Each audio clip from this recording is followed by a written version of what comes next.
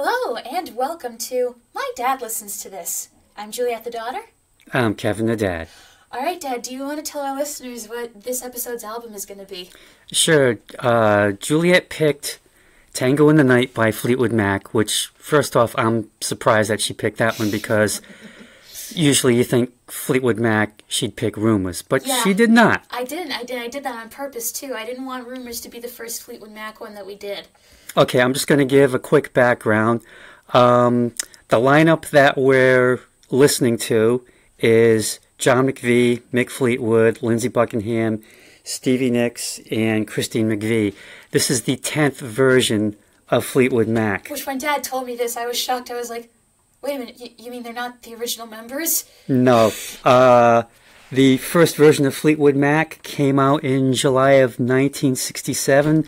The mainstays have always been Mick Fleetwood and John McVie. Okay. And if you want to learn about all the different versions of Fleetwood Mac, I'd recommend picking up The Complete Rock Family Trees by Pete Frame. Hashtag not sponsored. We are not associated with him in any way, but we will recommend this book. No, I just have the book and I pulled it out. Yeah.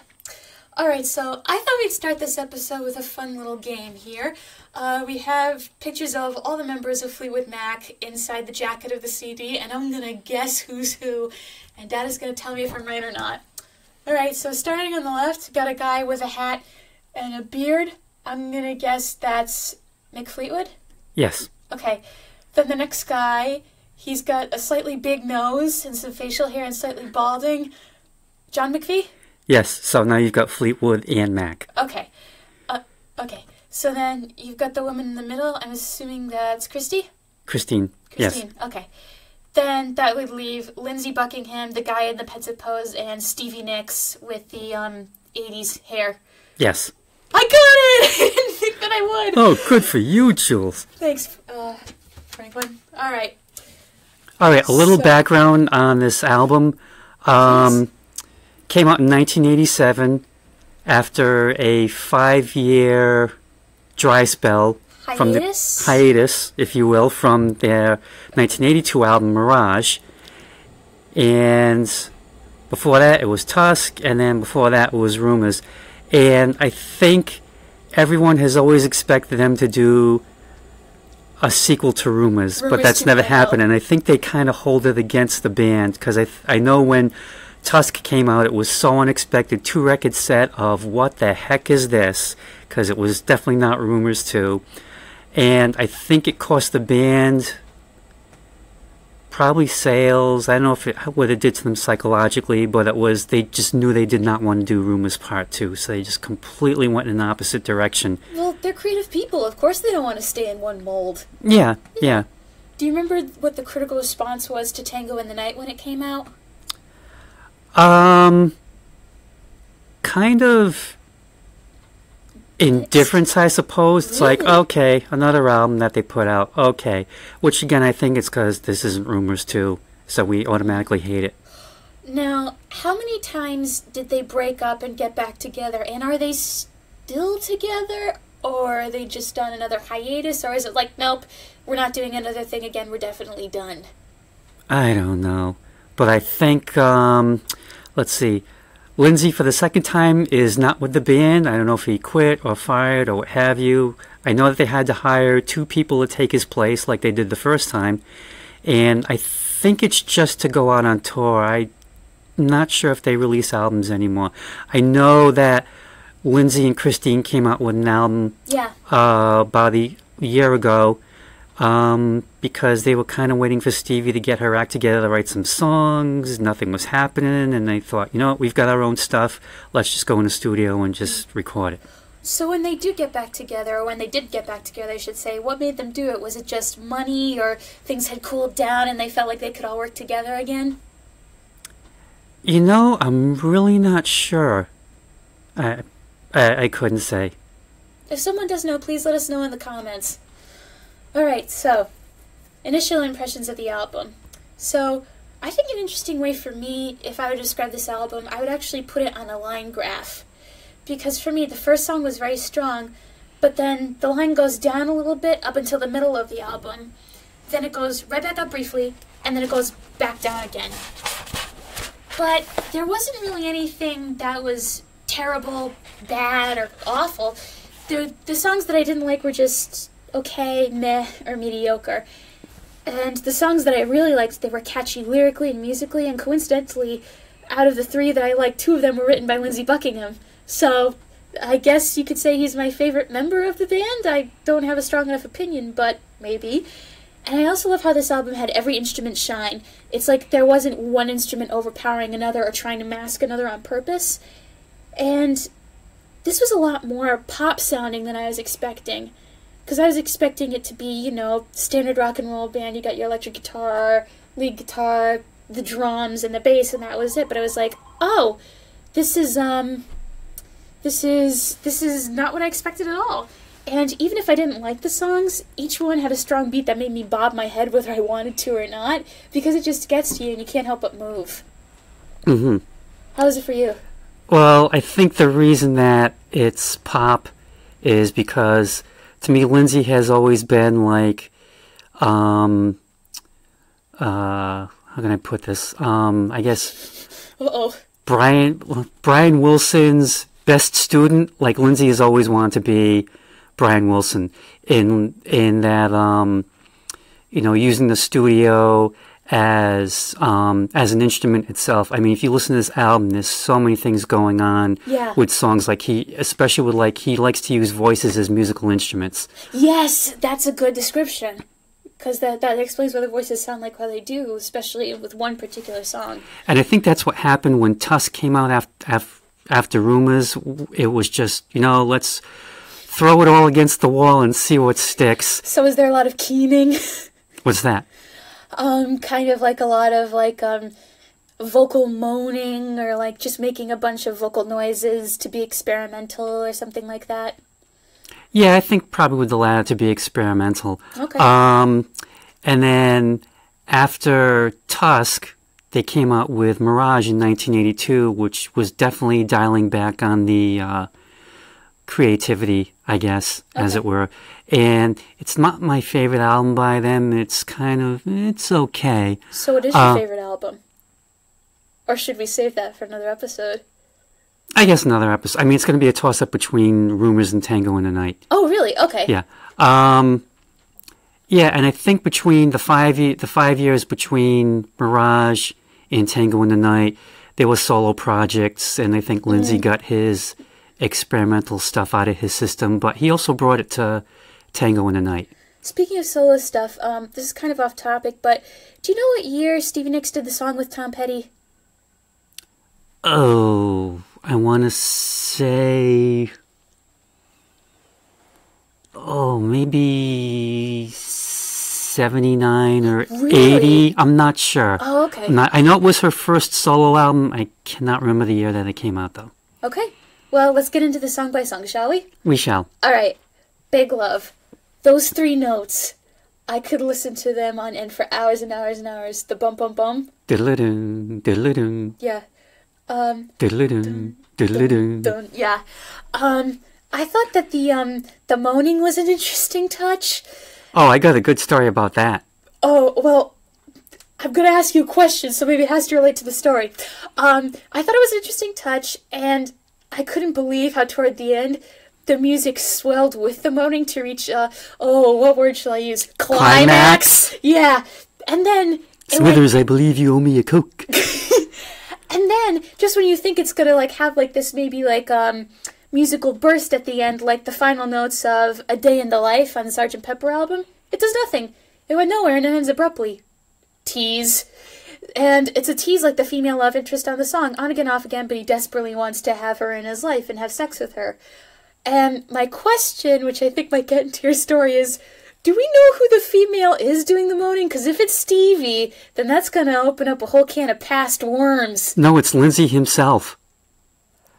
Did just using a little studio trickery. Yep, because when that song came out, everyone wanted to know who's the woman, and he had to come out and say it was me. Yep. That's like when David Bowie was recording Dance Magic Dance for Labyrinth, and the baby wouldn't cry, so he was the one doing all the baby noises of the baby crying. He said, "I've done laughing now, so don't really care." Nah. Yeah, okay. I thought that was like Stevie, and I was like, are they really going to get into this after like you can go your own way? Are they really gonna open up past wounds and everything? No. One thing about Big Love, if you ever get a chance, it's probably on YouTube, is go on YouTube and see if you can find the live version, because it's just him solo playing a guitar, this very small guitar, and he's just an excellent guitar player. I mean, this is proof. Was it on like for a concert or? Yeah, TV? they did a concert, and there was an album that came out called The Dance. Basically, it was just live in concert. Okay. So yeah, Big Love, it's a great opening song for an album. It was perfect. It set the tone for me right away. Mm-hmm. All right, Seven Wonders. Stevie Nicks' voice is really weird. Yeah, yeah. Man. I don't know if it was too much pharmaceuticals, but this was, yeah, when her voice was starting to, I don't want to, well, go downhill, I suppose. I mean, one of the local radio stations here on HJY, when it was Christmas time, they had one of those what is it, very special Christmas CDs that came out, and the money went to some sort of charity, and her contribution was Silent Night, and her vibrato was just so much that when HJY played it, they would play sheep in the background buying, because that's what Stevie's voice reminded them of. Oh, no. Oh, man. You know, saying that her voice wasn't at her best makes sense, because one of the things you told me about her was her voice has been through some big ups and downs in her career. It's one of the 4 things I know about her, which is, number 1, she wears capes. Number 2, she had the hots for Lindsay. 3, she sang with Tom Petty. And 4, her voice has been through, like, a lot. And, like, she's gotten it back together in recent years, right? Because listening to this, it made me want to recoil.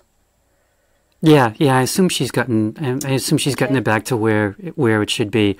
The one thing that cracks me up about this song is, first she sings about so long ago, certain time, certain place, and at the end it's so long ago, it's a certain time, it's a certain place, and just that variation just cracks me up. I don't know why, but it's like she's stressing, it's a certain time, it's a certain place. Yeah, something I've noticed about the songs that Stevie Nicks has a writing credit on, it's like, I don't know if I got the point of any of them.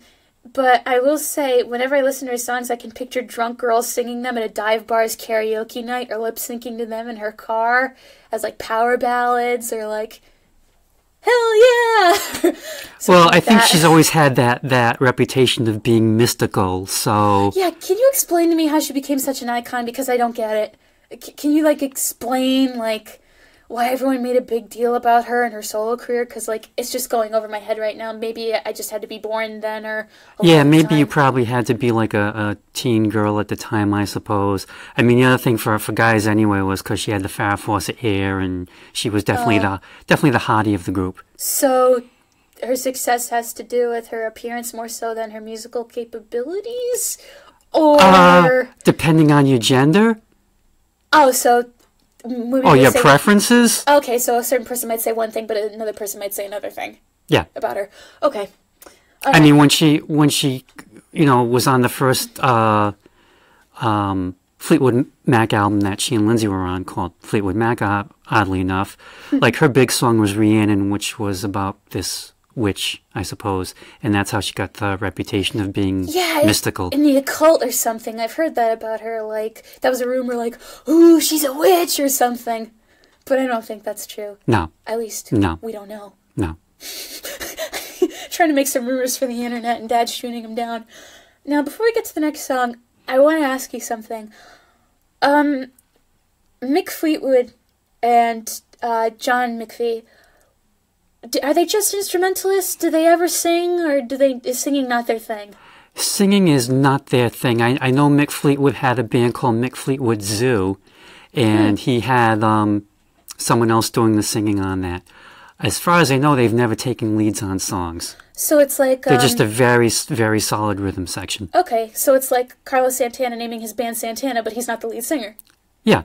Okay, cool. And...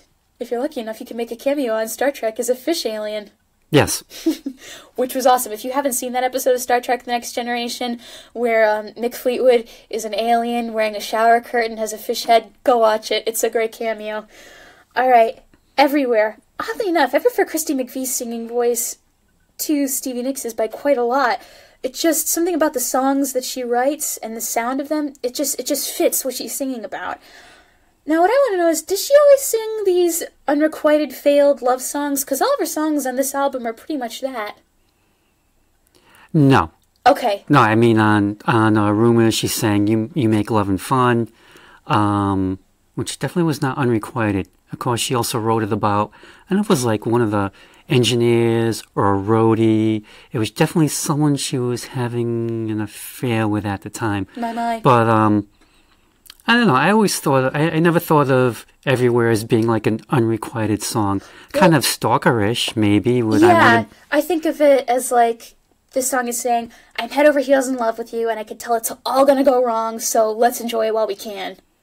And okay. She knows it's doomed, but she's like, you know what, let's just have fun, screw it. And I love how the song opens with that speeded up music box effect, I suppose. Oh, I if you want to call it that. Like that. Yeah, I was trying to figure out, well, what's the closest approximation? To me, that's what it sounds like. But I just love that effect. And as a guy, I gotta say, when I was younger, yeah, it's all Stevie. But as you get older, you realize, yeah, Christine McVie is definitely where it's at. I wonder if she's very straight. Possibly, yeah, she's definitely straightforward in her singing and in in what she writes about. You know where she stands. Yeah, and Stevie, on the other hand, is just like a big old what the hell. Sometimes, well, with Seven Wonders, it was like, what is this? What's this about? It's like I don't quite know, but I feel like I should. If that makes sense. And it depends which Seven Wonders she's singing about, because a lot of them don't exist anymore except for the pyramids. Yeah.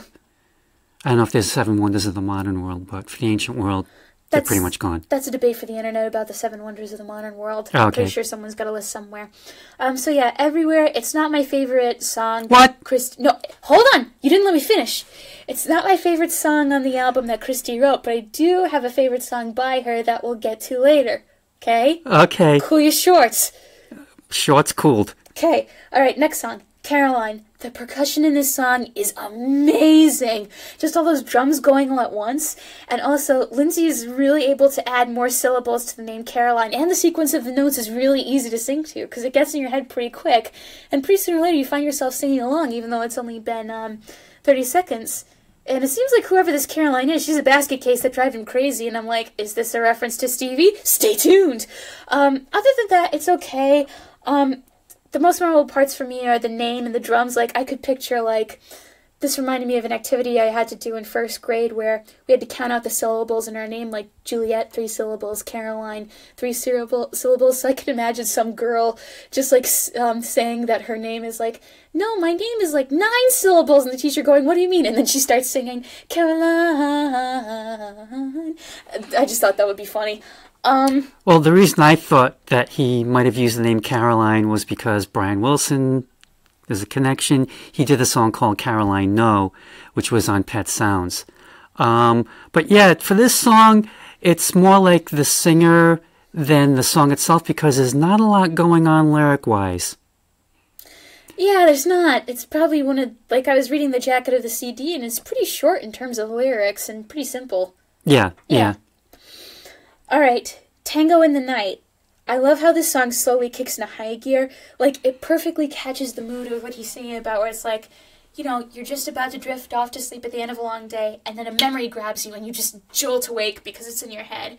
And then, when it kicks into high gear, it's passionate, and it's intense, and then it kind of dies. And I'm thinking, as I'm listening to this, if you're gonna make a song, the title of the album, don't have it be underwhelming. Like, while I appreciate the slight tango vibe of the instruments, it was just that, slight. And I'm about to have a really weird analogy right now, but bear with me because it's going to make sense. So, the slight essence of tango in this song is like the first time you try fruit-flavored sparkling water and you're underwhelmed by the lack of strong fruit flavor. If I'm drinking orange sparkling water, I want orange. If you call a song a tango, I want a tango. I think it is a tango, but it's a slowed down tango because I've been listening to that song a lot, trying to figure out why would they call it that. Yeah. And maybe because of, like you said, it's the dream where you're like drifting off to sleep and then boom. Yeah. So I'm thinking maybe it's just a slowed down tango. If you go back and listen to it, you should be able to pick up on it. I can hear what you're talking about, but I'd rather have the tango instead of just a slowed down version. And I'm surprised that you said, what was it, like towards the end it slows down? Like it quiets down? I don't think so because it's like... at least in my brain it did. Like, in terms of slowing down, like it got repetitive after a while, and I'm like, okay, come on, give me something new. Well, it's like it has that chorus, that vocal part where the voices are coming in going, boom, boom, doo, doo, boom, boom, doo, doo, boom. And then the drums start kicking in like that, and then there's a guitar solo, and it's just going and going and going until it fades out. I think it ends off very strongly. I don't know, maybe it's the ballroom dance in me. When I hear tango, I think of something different. Also, mad props to Lindsey Buckingham for sustaining that note as long as he did. Hopefully that wasn't an editing trick and he just knows how to properly utilize the breath, and so if that was him using legit singing technique, then good job. That was great.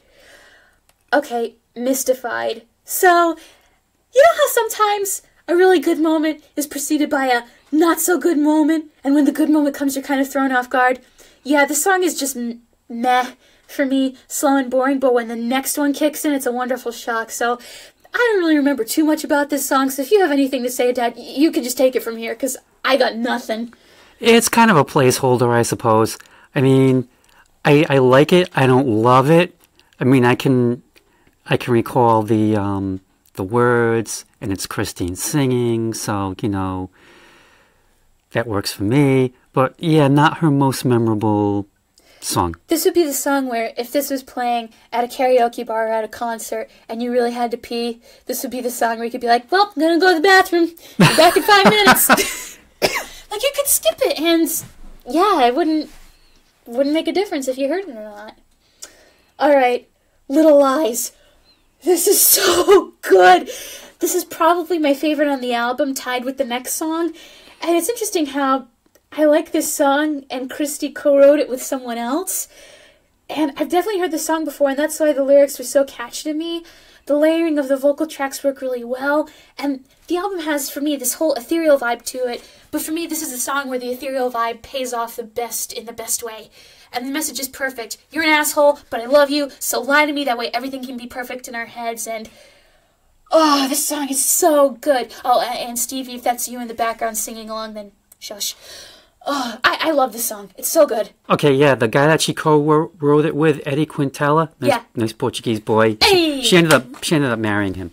Hey, good for you. They could still be together. I don't know, but yeah, I like that song. There's not there's no it's very straightforward. There's no like studio effects or anything. It's just very straightforward, very catchy. And again, it's Christine McVie. Yeah. So I'm happy. All right, Family Man. So when I read the lyrics by themselves before I listened to the song, I automatically assumed this song is going to be totally dull. Because on the page, the lyrics are simple and repetitive. And if this was a poem, it would suck. But it's not a poem, it's a song, and the music makes the song complete and has it make wonderful sense. And again, because of what Mom told me, I also can't help but feel that this is Lindsay calling out Stevie like, listen, you ruined me, but I gotta keep going. I'm not what you want, I'm a family man. And the most delicious surprise of this song was the acoustic guitar. In an album of synths and ethereal electric sounds, it was such a treat, and ironically, it brought more of a Latin feel to it than Tango in the Night. I just love this song so much. Like, I was singing it in the shower this morning. When I was re-listening to some of the songs, I was just, like, jamming out to it in my seat, bobbing along. Yeah, Little Lies and Family Man are my favorites on the album by far. Oh, are you going to shit on this? I can see your face. Oh, Family Man, when I hear it, I think that's the Popeye song. I am what I am. That's what I was thinking. I was thinking Popeye. I am what I am. And that's all I am. Yeah, catchy song. I mean, the bit that stays with me are the voices in the background going, mother, fa. Yes, exactly. That's what makes the lyrics so memorable with like the fa, fa, fa, father. So it's like prepping you for what's about to kick in. Yeah. Okay. Welcome to the room, Sarah. what the hell is this song? Seriously, I have no idea at all. Like, what is this? Why doesn't Stevie make any sense? And what's with the Gone with the Wind references? Like, help. Oh, it's not home, but it's not Tara? Yeah. I don't know. What is this song? What is it? I don't know. I like it because it's... I don't. Well, I think it's catchy, and she's in good voice. Sarah, I can't remember who Sarah is. I don't know if it's like some friend of hers or what have you, but she did a song about Sarah on Tusk, which was like a really huge hit. I don't know why she keeps going back to Sarah. Again, like I said, she's in good voice. To me, it's catchy. I kind of like it, and it always cracks me up at the end with that line about, when you hang up that phone, will you cease to exist? So don't hang up. Yeah. Oh, man. Don't hang up. You hang up. No, you hang up. No, you hang up. No, you hang up. All right. Isn't It Midnight? So the electric guitars in this song were what I was expecting from the whole album. And alas, poor Christy. Her tour... Christine. Christine? Mom always said it was Christy. Christine. Really? Okay, sorry. Poor Christine, her torrid love affair has come to an end with this song, and it's a meh end at that. I thought the back and forth between the male and the female singer, I like that quite a bit. She remembers it one way, he remembers it the other, but maybe his recollection is more vague. And then the song gets crazier and crazier. But it's hard to tell who the one being driven mad by the memory of the romance is, because you think it's her with how fixated she is on this, but it's the guy who's repeating it. Isn't it like, just like, what's the lyric? Some girl... The face of a pretty girl. The face of a pretty girl. He's the one repeating it over and over as the music gets more and more crazy. And also, whoever was doing lead guitar during this song, good job during those solos. That'd be Lindsay. Good job, Lindsay. What do you think of this song? Well, you put a lot more thought into it than I did. All I can tell you about the song is when it was first played on the radio, I remember a DJ, she got so mad at the end. She said, why is this song called Isn't It Midnight? It should be called The Face of a Pretty Girl, because they keep saying that over and over and over and over and over. That would make more sense, you would think, wouldn't it? Yeah.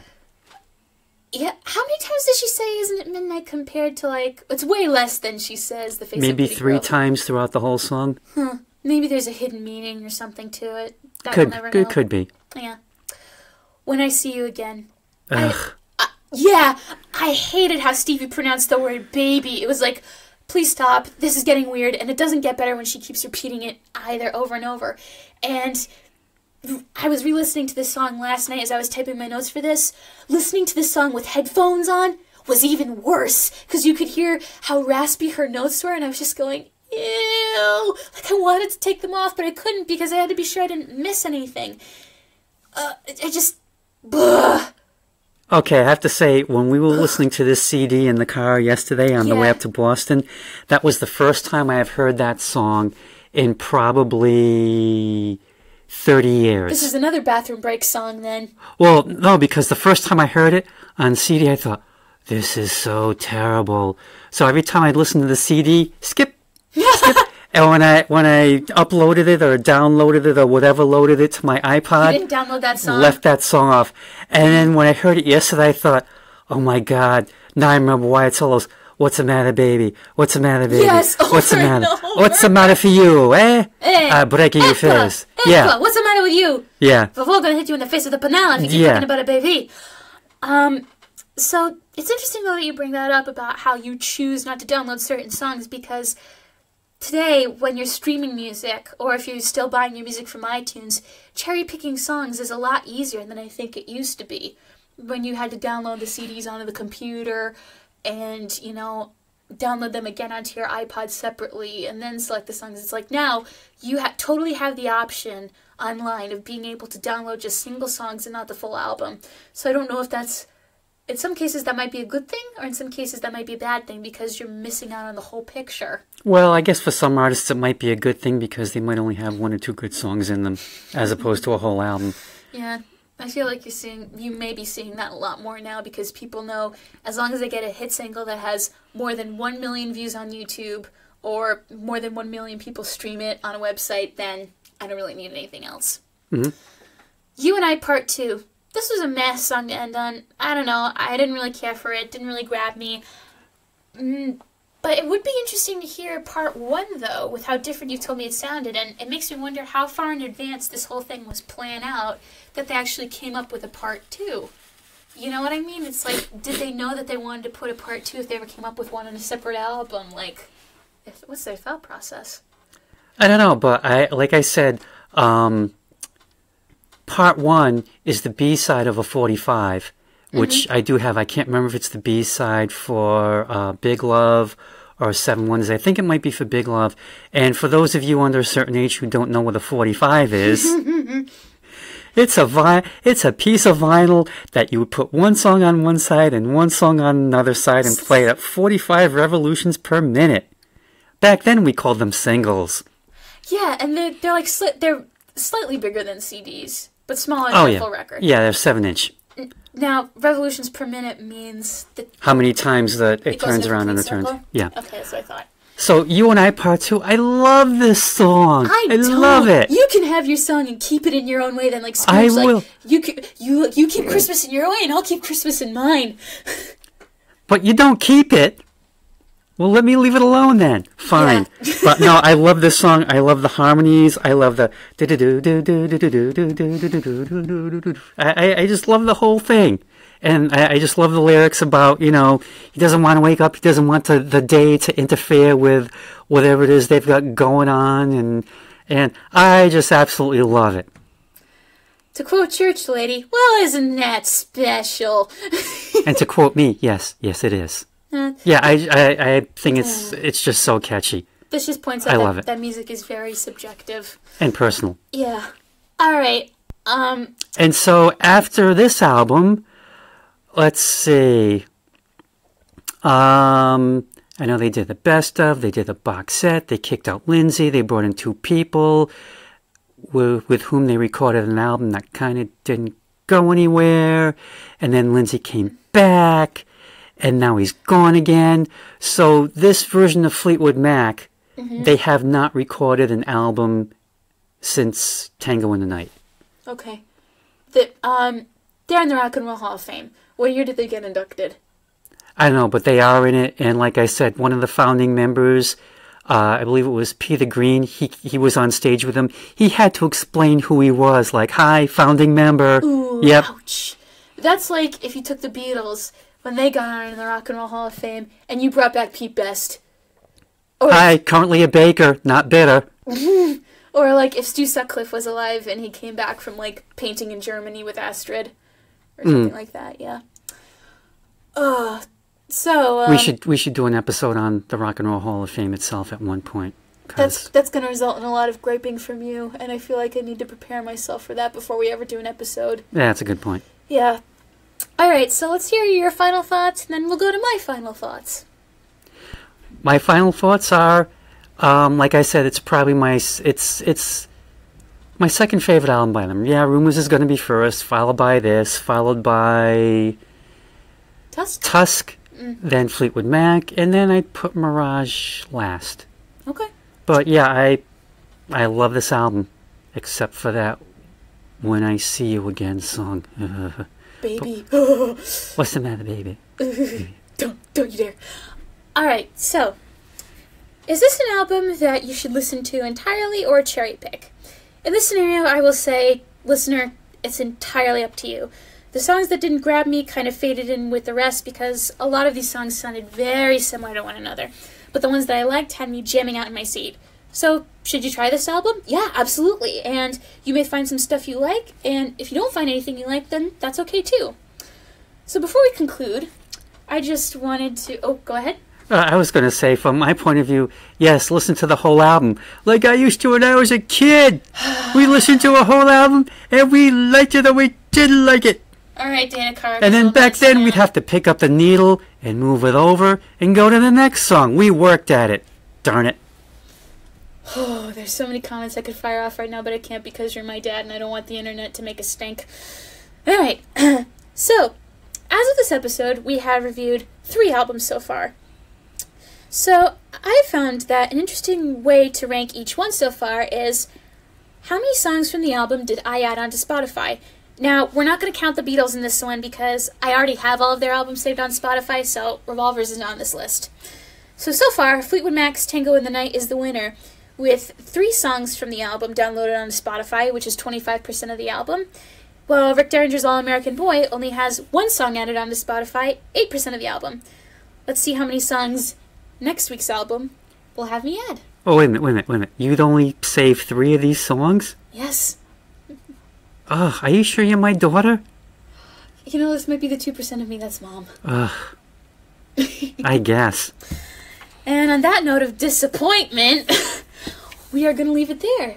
Thank you so much for tuning in to another episode of My Dad Listens to This. We will be back with another great rock album to nitpick, gripe, and or possibly love. So thank you for listening. Please like this video, please subscribe to our channel, tap the bell for notifications if you would like, and we shall see you next time. Bye. Have a good night.